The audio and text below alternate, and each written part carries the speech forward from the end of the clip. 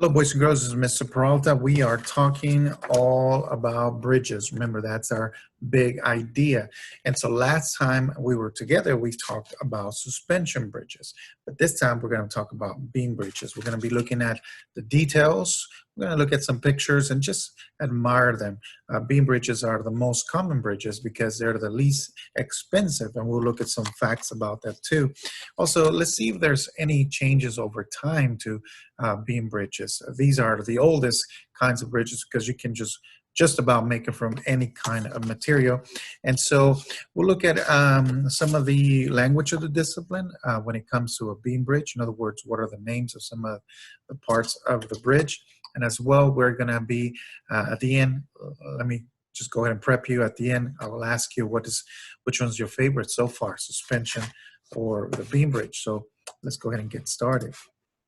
Now, my family and I, we took a small trip to Waco where it's so interesting that in one part of Waco, there was the three types of bridges right next to each other. So there was a truss bridge, which we'll talk about next time.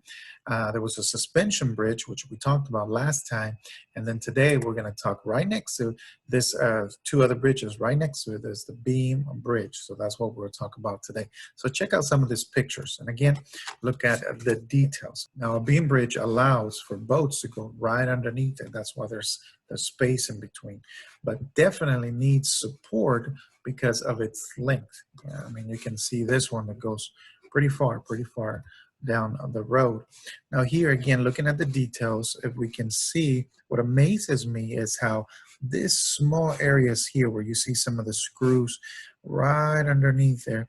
I mean, this is a big support system, and this almost looks like the letter T, and it's supporting every so often. Maybe this is where these two metal beams come together, but look how much of a support that is, and it's just, it amazes me how much from this small space area here, how it's able to hold together. And then here's some more support as well. And then of course you have your railing all the way around. Here's another picture. Now this is a pier. And again, there's those beams every so often, because if this one, let's say that these two weren't here, well, there will be not enough support for the pedestrians, the people who walk through it, so that will be dangerous. And of course, there's your railing again. What is amazing and what I want you to kind of, if you have some time, is to study how is it that people are actually able to, because right here it's full of water. How do they separate the water so they are able to dig and find good ground for? So now let's look at some of the language of the discipline that a beam bridge engineer uses. So you can see some of the words here: continuous beam, that's all the way across. Here's an abutment. There's one at the end and one at the beginning, or vice versa, however you want to look at it. There's your deck. That's where either the cars or the pedestrians travel. And then your underpass, which is where the boats actually can use this area. If you saw the last week, you have that suspension bridge, and there's plenty of area here. And you can also go underneath this kind of a bridge. Here's some facts about bridges. A beam bridge is made of simple design since it's only supported by a pier located at the end of the bridge. Various kinds of materials can be used: wood, planks, stones, slabs, or logs. The Lake Pontchartrain Causeway is the world's longest bridge.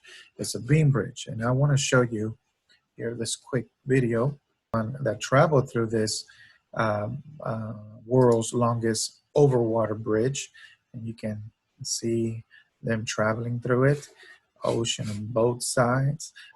I'm making a connection because I remember when I traveled from Houston to Florida, we had to go through a similar bridge there in Louisiana, which was pretty long, pretty far. But I remember looking down my window and actually being able to see some alligators. So that was pretty neat.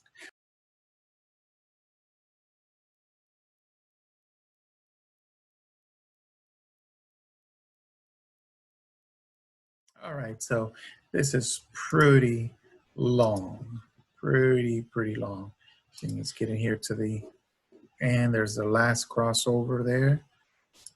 And then finally back to land. Yep, beam bridges. They are pretty cool.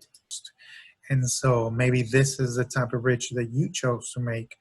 And those of you who already started on your project in the past couple of weeks, maybe you're starting to see, oh, I should have added this area, I should have added that area. So think about right now, what could you have done better to make your beam bridge?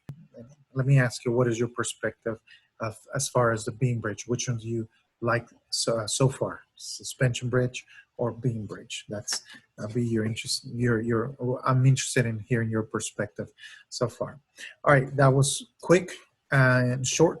Once again, this is all about just, if you have a chance, go online, check out some more information about beam bridges, and that's it. Just want to continue just having the big idea in the back of your mind. Just remember that um, beam bridges are the most common and the ones that you see the most, and probably that's why a lot of you chose a beam bridge, because it is the least expensive. It does take that many materials, but it is also very, very strong. All right, till next time, you guys take care, be safe. Bye-bye.